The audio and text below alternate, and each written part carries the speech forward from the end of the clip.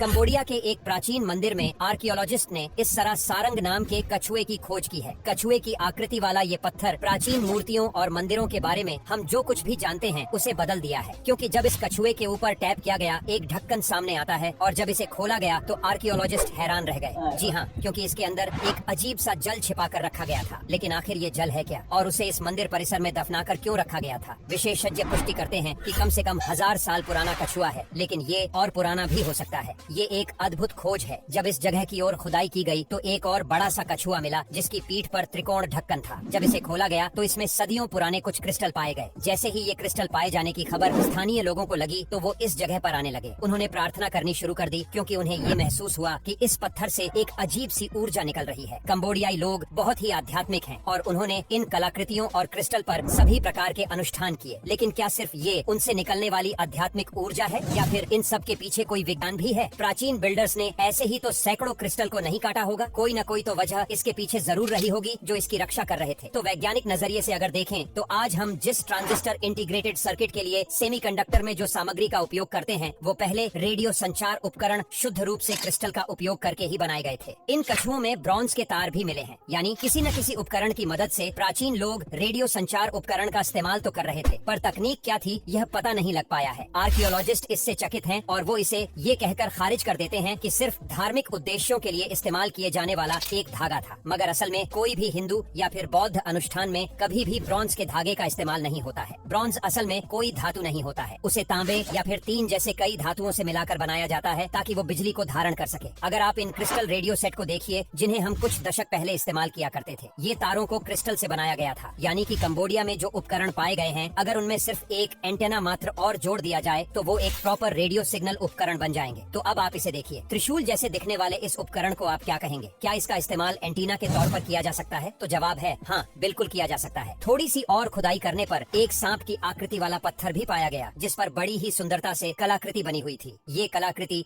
Frequency से mail खाती है। जी हाँ, फ्रीक्वेंसी वही चीज होती है जिसकी मदद से आज हम एक रेडियो स्टेशन से दूसरे रेडियो स्टेशन पर स्विच करते हैं। यानी कि काफी हद तक यह माना जा सकता है कि पुराने मंदिर के पुजारी और उनके साथी क्रिस्टल, ब्रॉन्ज और एंटीना की मदद से इन फ्रीक्वेंसी पर स्विच करते थे और जानकारियाँ प्राप्त करते थे। यदि हाँ, तो उन्हें ये संकेत कौन भेजेगा? 2007 के बाद वैज्ञानिकों ने गहरे अंतरिक्ष से आने वाले अजीब रेडियो संकेतों के लगभग 85 उदाहरण दर्ज किए हैं। संकेतों को फास्ट रेडियो बर्स्ट या फिर FRB कहा जाता है। वैज्ञानिक हैरान हैं क्योंकि प्रत्येक संकेत यूनिक है। ये कभी भी खुद को दोहराते नहीं हैं, जो इंगित करता है कि ये संकेत एक उन्नत बुद्धिमान स्रोत से आ सकते हैं। क्या ये संभव है कि प्राचीन निर्माता क्रिस्टल रेडियो सेट का उपयोग करके अन्य सांसारिक प्राणियों के साथ संवाद कर रहे थे, या फिर इन उपकरणों के द्वारा ईश्वर से कांटेक्ट किया जा रहा था? आपका क्या मानना है? हमारे प्राचीन मंदिरों की ऐसी तकनीकों के बारे में कमेंट करके जरूर बताएं। साथ ही ऐसी और वीडियोस के लिए मुझे फॉलो करना ना भूलें। जल्द ही फिर मुलाकात होगी एक नए वीडियो के साथ। तब तक के लिए